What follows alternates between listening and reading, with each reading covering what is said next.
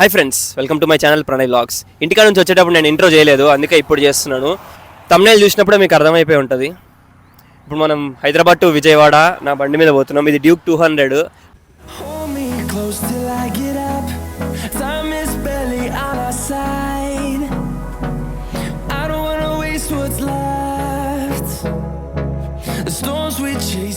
Time అయితే 6:50 అవుతుంది.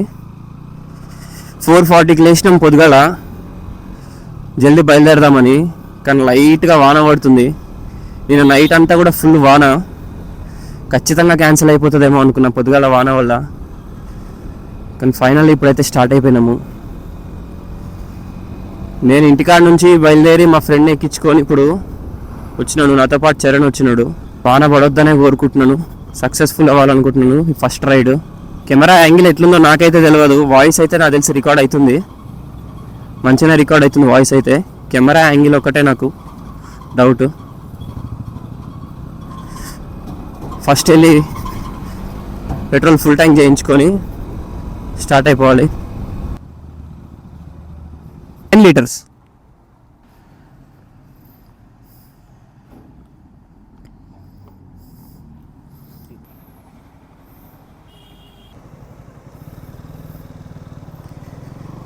నేను ఎగ్జాక్ట్గా పెట్రోల్ 10 లీటర్స్ కొట్టించిన. ట్రిప్ 0 చేసేద్దాం. ట్రిప్ అయితే 0 చేసేసిన. ఇట్లా పోదాంలే.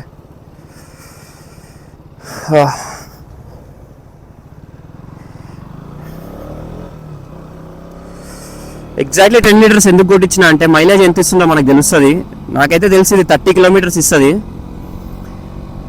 సో అప్ అండ్ డౌన్ ఒక 600 కిలోమీటర్స్ అనుకున్నాను నేనైతే. అందుకే ఒక 10 లీటర్స్ పోయేటప్పుడు 10 లీటర్స్ వచ్చేటప్పుడు కొట్టిద్దాం అనుకున్నా. చూద్దాం, ఎక్కువ తక్కువ అయిన తర్వాత కొట్టించుకోవచ్చు. కానీ ఫస్ట్ అయితే 10 లీటర్స్ కొట్టించి మైలేజ్ ఎంత వస్తుందో చూసుకుందామని. నేనుండే ప్లేస్ నుంచి అంటే మా ఇంటి దగ్గర నుంచి నాకు గట్కేసర్ దగ్గర, అందుకనే గట్కేసర్ నుంచి పోదామని ఫిక్స్ అయినా నేను.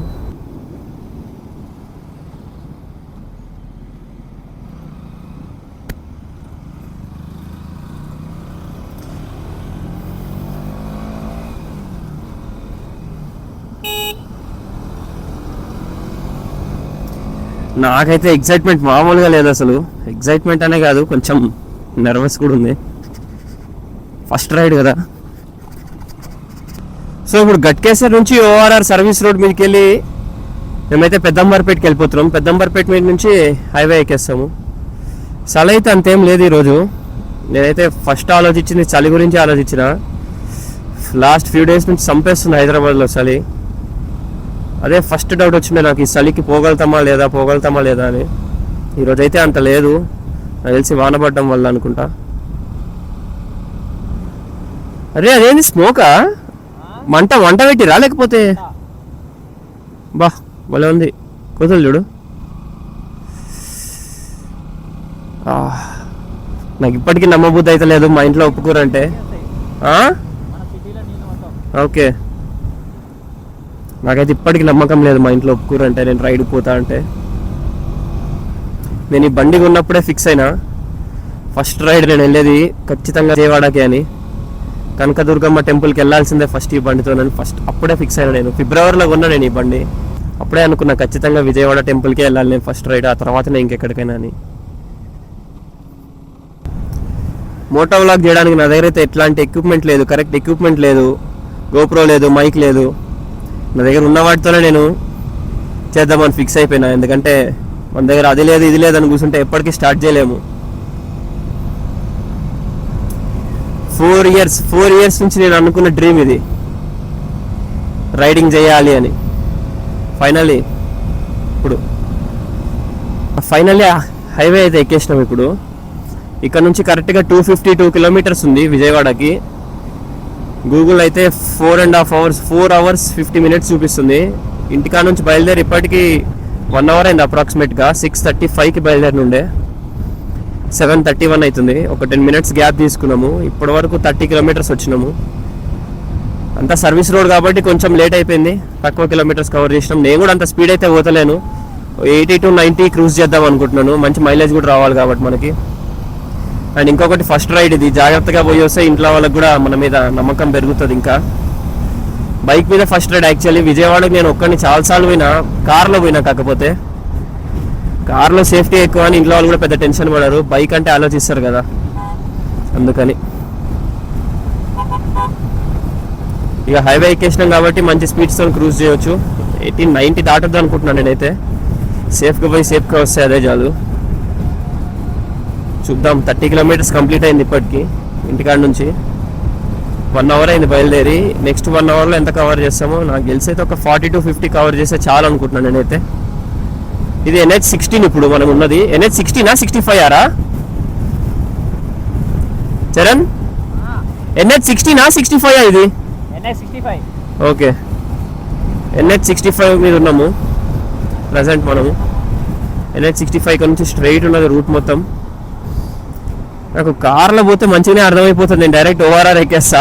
బండి మీద కాబట్టి కొంచెం కన్ఫ్యూజ్ అవుతుంది. నాకు చరణ్ చెప్పింది ఇక్కడ వరకు కూడా రూట్, ఎందుకంటే వాళ్ళ సొంత ఊరు అనమాట ఇది, విజయవాడ. వాడు ఎప్పుడు బైక్లో వెళ్ళినా ఇట్లే పోతాను నేను అని చెప్పినాడు. ఈ కార్ చూడండి, 1 crore ప్లస్ ఈ కార్ రేటు. చరణ్, ₹1,00,00,000 కంటే ఎక్కువ కార్ రేటు. పక్కన చూడు, పేరు గుర్తుపెట్టుకో, వెల్ఫైర్.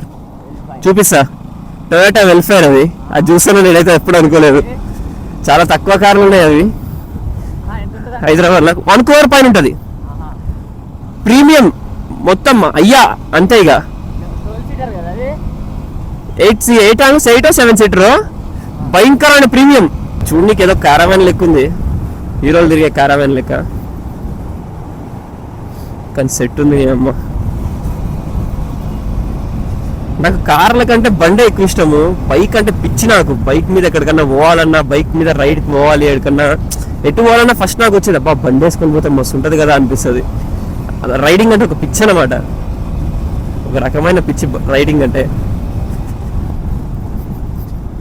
చూద్దాం నెక్స్ట్ 1 అవర్లో ఎంత కవర్ చేస్తామో. ఒక 70 or 80 కిలోమీటర్స్కి నేను మళ్ళీ వ్లాగ్ చేస్తా, ఎందుకంటే స్పీడ్ పోతుంటే నా వాయిస్ రికార్డ్ అవుతలేదు దీంట్లో. అందుకే ఒక 40-50లోనే మాట్లాడతాను నేను మ్యాక్సిమం, అంతలోనే మాట్లాడడానికి ట్రై చేస్తాను. ఆ నాయిస్కి మీకు కూడా ఎక్కువసేపు వినబుద్ధి కాదు, నేను మాట్లాడే మాటలు కూడా వినబుద్ధి కాదు. అందుకే స్లో అయి మాట్లాడి మళ్ళీ ఆఫ్ చేసి స్పీడ్ పోతున్నా.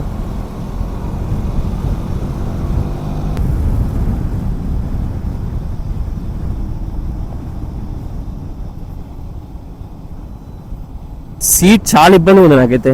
దీని సీట్కి నేను ఎట్లాంటి మాడిఫికేషన్ చేయలేదు, స్టాక్ సీటే ఉంది, కంపెనీ వాడు ఇచ్చింది. చాలా హార్డ్ ఉంటుంది, ఒక ½ అవర్ కూర్చుంటే నొప్పి వేస్తూ ఉంటుంది. ఒక 50-50కి మనం ఒక 5 minutes బ్రేక్ తీసుకొని పోతే బెటర్ అనిపిస్తుంది నాకైతే ఈ సీట్ వల్ల. చూడండి ఫార్చునర్, నాకు ఇది ఒక అలవాటు అనమాట. బండి మీద పోయినా, కార్లో పోయినా, ఎదురుగా ఏం కార్లు పోతున్నాయి, అది ఏ మోడలు, ఏ సంవత్సరం మోడలు, ఇవన్నీ చూస్తూ ఉంటా. దాని నెంబర్ కూడా చూస్తా నేను, నెంబర్ కూడా గమనిస్తా.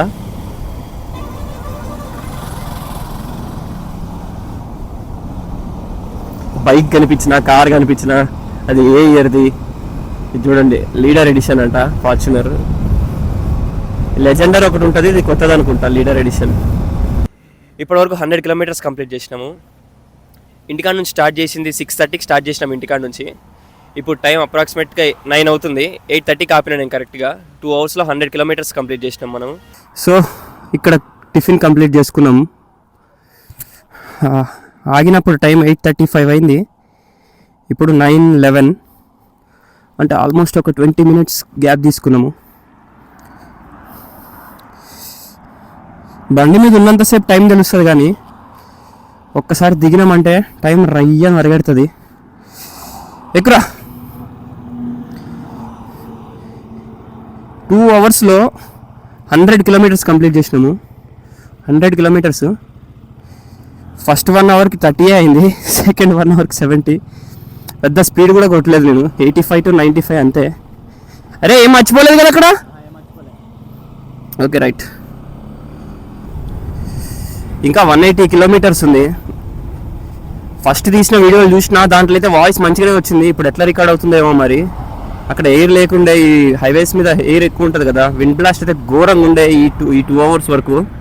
చాలా అంటే చాలా ఘోరంగా ఉండే. తలక ఇట్లా ఇట్లా ఇట్లా ఇట్లా ఊగిపోతుంది ఫోన్ తీసేసిన, ఫోన్ ఒకటి పెట్టుకున్నా కదా ముంగట, మస్తు బరువు అనిపిస్తుంది. ఇట్లా హెల్మెట్ని కిందికి ఇట్లా గుంజేస్తున్నట్టుగా అనిపిస్తుంది. అందుకే లాస్ట్ 70 కిలోమీటర్స్ ఫోన్ తీసేసి డ్రైవ్ చేసిన, రైడ్ చేసిన. హైలైట్ కామెడీ ఏంటంటే, నాకు కార్లో తిరిగి తిరిగి అలవాటైపోయి ఇందాక టోల్ గేట్ దగ్గర సీదా వెళ్ళిపోతున్నా స్ట్రైట్గా. కార్లు ఉన్నాయేమో అనుకున్నా, అంటే అంత ఐడియా రాలేదు బండి మీద ఉన్నా కదా అని చెప్పి. సడన్గా మా వాడు నన్ను తట్టి మనం పోవాల్సింది లెఫ్ట్ అని చెప్పిండు. 100 కిలోమీటర్స్ వచ్చినాం, ఇంకా 170 కిలోమీటర్స్ నాకు తెలిసి సేఫ్గా వెళ్ళిపోతాము. గూగుల్ టైం ప్రకారం మేము 11:30 వరకు రీచ్ అవుతామని చెప్పింది. నేను 7:30కి చూసినప్పుడు. ఇప్పుడు ఎంత 9 అవుతుంది, 9:15 అవుతుంది అప్రాక్సిమేట్గా.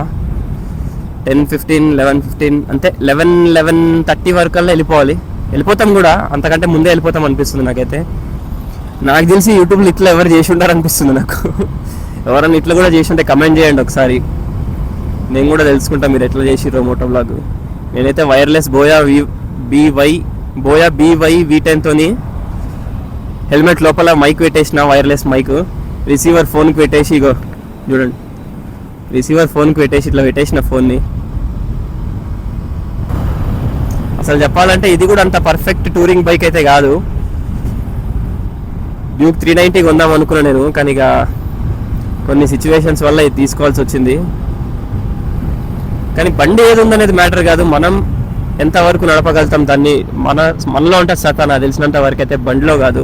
టీవీఎస్ లూనాలు, స్ప్లెండర్లతో కూడా చాలా చాలా పెద్ద లాంగ్ రైడ్స్ చేసిన వాళ్ళు చాలామంది ఉన్నారు యూట్యూబ్లో. మనకి ఏ బండి ఉందనేది కాదు, మనం ఎట్లా చూసుకుంటున్నాం దాన్ని ఎట్లా మెయింటైన్ చేస్తున్నాము, ఎట్లా నడుపుతున్నాం అనే దాని మీద బేస్ అయి ఉంటుంది.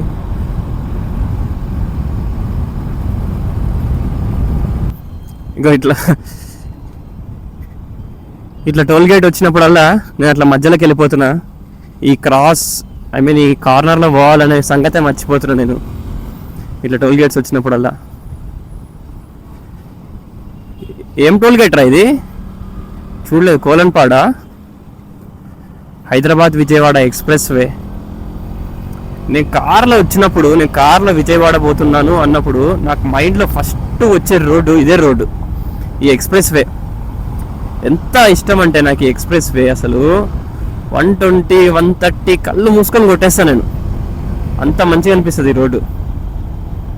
ఎక్స్ప్రెస్ వే అనేది హైదరాబాద్ విజయవాడ ఎక్స్ప్రెస్ వే అసలు చాలా బాగుంటుంది ఈ రోడ్డు.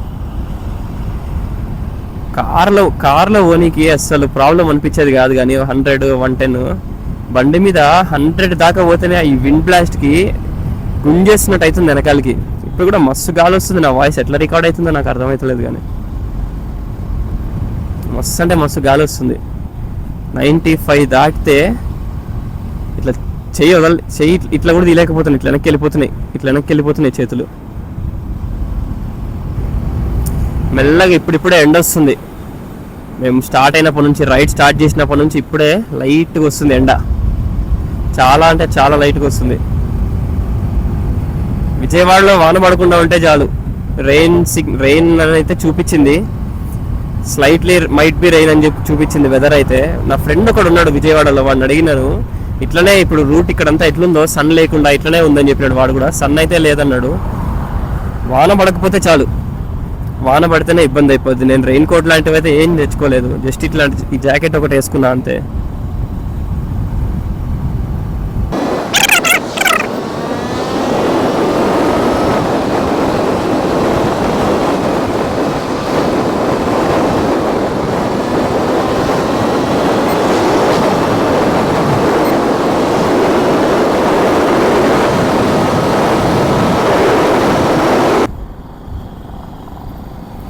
నిన్న సండే, అసలు నిన్న ఉంటుంది అనుకున్నాను నేను ట్రాఫిక్. ఈరోజు కూడా గట్టిగానే ఉంది హైవే మీద ట్రాఫిక్ అయితే. ఈ హైదరాబాద్ విజయవాడ హైవే ఎప్పటికీ ఇట్లనే ఉంటుంది అనుకుంటా. ఇంకా పెరుగుతుందేమో కానీ ఇంకా తగ్గే ఛాన్స్ అయితే లేదనుకుంటాను తెలిసి. హైదరాబాద్ టు విజయవాడ ఎప్పుడు ఎవరో ఒక ట్రావెల్ చేస్తూనే ఉంటారు, విజయవాడ టు హైదరాబాద్. ఇట్లాంటి పేపర్లు పడేవద్దు అసలు హైవే మీద. ఇట్లాంటి పేపర్లు వచ్చి ముఖానికి తగులుతాయి. హైవే మీద పేపర్లు కానీ కవర్లు కానీ కార్లలోంచి బయటికి ఇసిరేస్తూ ఉంటారు. అసలు ఏం ఆలోచించి ఇసిరేస్తారో అర్థం కాదు. వెనకాల పోయే వెహికల్స్ మీద వచ్చి పడతాయనే కొంచెం కూడా ఆలోచించారు. అదే ఇప్పుడు బైక్స్కి అయితే ఏం కాదు, ఇప్పుడు నేను హెల్మెట్ పెట్టుకున్నాను మొత్తం, నేను చూస్తున్నాను, నాకు ఐడియా ఉంది కాబట్టి ఏం కాదు. ఇప్పుడు కార్లలో డ్రైవింగ్ చేస్తుంటారు, సడన్గా పేపర్ కవర్ వాళ్ళకి వచ్చి విండ్షీల్డ్ మీద పడ్డదనుకో వాళ్ళు ప్యానిక్ అయిపోతారు, ప్యానిక్ అయిపోయి అటు ఇటు తిప్పేస్తారు స్టీరింగ్, దానివల్ల అనవసరమైన యాక్సిడెంట్స్ జరుగుతాయి. కాబట్టి హైవేల మీద కవర్లు పేపర్లు ఏమన్నా బయటికి వేసేటప్పుడు చూసుకోండి, లెఫ్ట్ తీసుకొని అక్కడ చెట్లున్న దగ్గర కానీ ఏదైనా చెత్త ఉన్న దగ్గర కానీ పడేయండి. రోడ్డు మీద వెళ్తూ వెళ్తూ విసిరేయకండి విండోస్ డౌన్ చేసి. మూసీ నది అంట ఇది, బోర్డు ఉంది కానీ నదే లేదు, ఐ మీన్ వాటర్ లేవు నదిలో.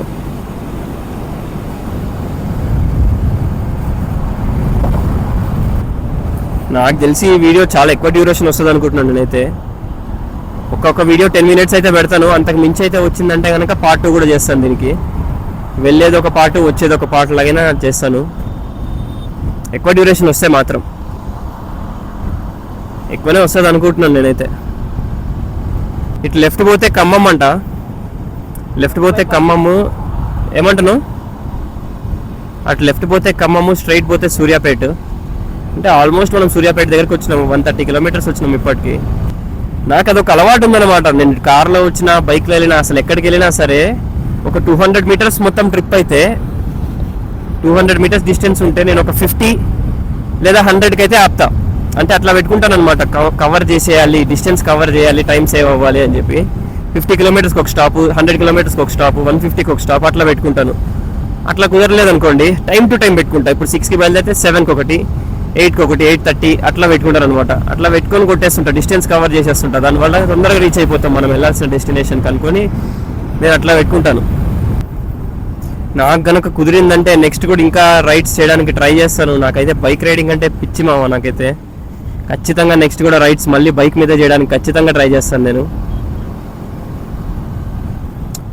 మీరు నాకు సపోర్ట్ చేయాలంటే చేయాల్సింది ఏం లేదు, నా వీడియోకి ఒక్క లైక్ చేయండి, ఈ వీడియోకి ఒక్క లైక్ చేసి ఛానల్ని సబ్స్క్రైబ్ చేసుకోండి చాలు. నాకు మస్తు ఎంకరేజ్మెంట్ ఇచ్చినట్టు మీరు అది ఒక్కటి చేస్తే చాలు.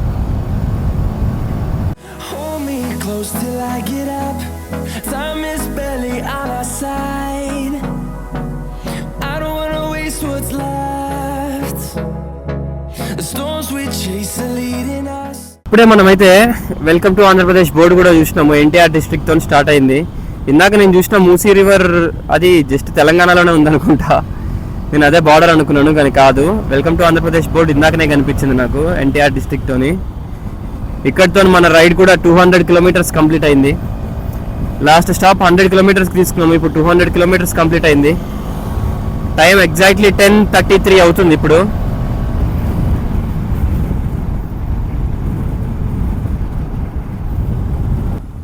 Okay, Hyderabad Vijayawada express way ఇక్కడికి అయిపోయింది అనుకుంటా. చిల్లకల్లు ప్లాజా అని ఉంది ఇది.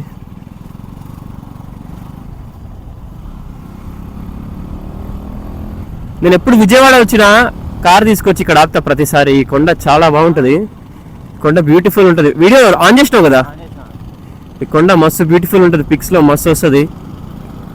ఇక్కడ ఆగుదాం ఎట్లయినా సరే, ఛాయ్ తాగుదాం, ఒక ఛాయ్ వేసుకొని మళ్ళీ స్టార్ట్ అయిపోదాం.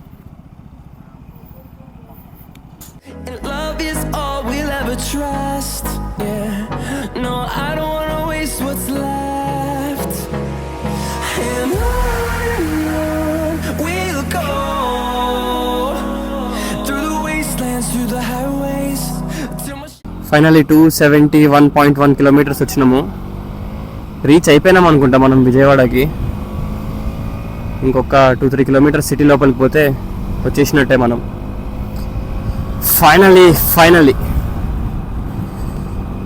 టైం ఇప్పుడు 11:53 అవుతుంది. ఇందాక నేను అక్కడ బ్రేక్ దగ్గర ఆగి మళ్ళీ పెట్టుకొని హెల్మెట్ పెట్టుకొని మాట్లాడినంతా వాయిస్ అయితే రికార్డ్ కాలేదు. నేను తర్వాత చూసుకున్నా, నాకైతే మస్తు బాధగా అనిపించింది, వాయిస్ రికార్డ్ అవ్వలేదు. అక్కడ ఒక అంకుల్ కలిసినాడు, ఒక అంకుల్ కలిసి మాట్లాడినాడు, నేను ఆ కొండ గురించి మాట్లాడినాను, అసలు వాయిసే రికార్డ్ అవ్వలేదు అదంతా. నేను తర్వాత దానికి వాయిస్ ఓవర్ ఇస్తాను ఇంటికి పోయిన తర్వాత ఎడిటింగ్లో. ఇంకొక 2-3 kilometers అనుకుంటా లోపలికి, అంతే.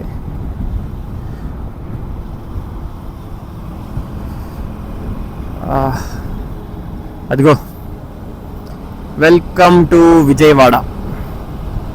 శివయ్య దర్శనం అలా చదివానా లేదా? Welcome to Vijayawada.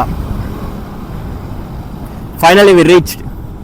నా బండి మీద నేను విజయవాడకి రావడం అస్సలు నమ్మలేకపోతున్నాను ఇది. But I made it. 6:30 ఒక 2 బ్రేక్స్ అవి ఒక హాఫ్ అన్ అవర్ తీసేద్దాం. 7 అనుకోండి.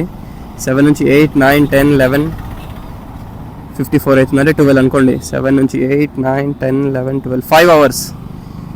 5 అవర్స్లో వచ్చేసినాం మేము విజయవాడకి. డ్యూక్ 200cc వెహికల్కి ఇదే చాలా ఎక్కువ అనుకుంటున్నాను నేనైతే.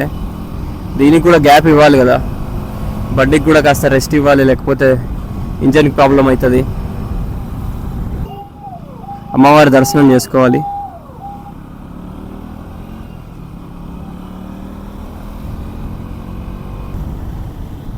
లెఫ్ట్ వెళ్ళాలి కదరా?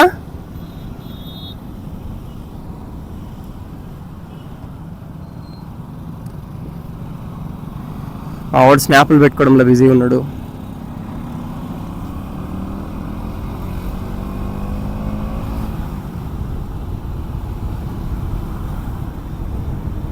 ఈ బ్రిడ్జ్ మస్తు అనిపిస్తుంది నాకు. ఇక్కడికి వచ్చినప్పుడల్లా ఈ బ్రిడ్జ్ని చూస్తే మస్తు ఉంటుంది. ఈ బ్రిడ్జ్, ఆ కొండ వ్యూ నాకు తిరుపతి వైబ్స్ ఇస్తుంది. తిరుపతికి వెళ్ళినప్పుడు కూడా ఇట్లనే కనిపిస్తుంది ఆ బ్రిడ్జ్, ఆ కొండ, అదంతా. స్వామి శరణం. కాలు లేదు స్వామికి ఒకటి. Till my shadow turns to sun rays, and on we'll go. వచ్చేసినాం ఫైనల్లీ.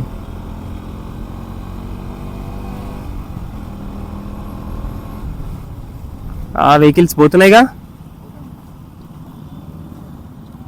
ఎక్కిచ్చేద్దాం అయితే.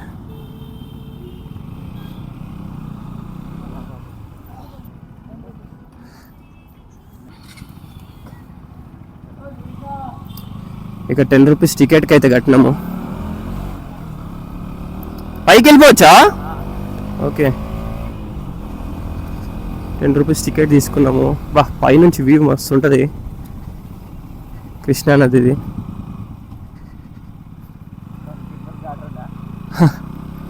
మేము లాస్ట్ టైం వచ్చినప్పుడు కార్లో వచ్చినప్పుడు అయితే కింద పైకి రానివ్వలేదు మమ్మల్ని. అప్పుడు భవానీమాల టైం అది. అసలు పైకి తీసుకురానిలేదు, వెహికల్స్ రానిలేదు. నడుచుకుంటూ వచ్చినాం అదంతా. పర్లేదు, 10 లీటర్స్తో మనం విజయవాడ రీచ్ అయిపోయినాం. లాస్ట్ డ్రాప్ ఉంది. నేను అనుకున్నట్టుగానే వచ్చింది మైలేజ్ అయితే. రిటర్న్ వెళ్ళేటప్పుడు కొట్టిద్దాం మనం పెట్రోల్ అయితే. ఇప్పుడు ఏం అవసరం లేదు. ఎడబెడదాం రా, ఎడబెడదాం బండి. అగా అడుగుడు ఉందిగా.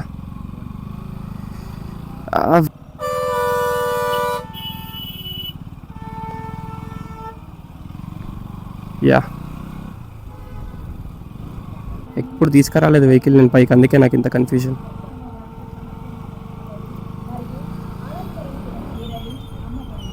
ఓకే, ఇక్కడ ఉందిగా. Okay, right. దర్శనం అయిపోయింది ఇప్పుడు మాది.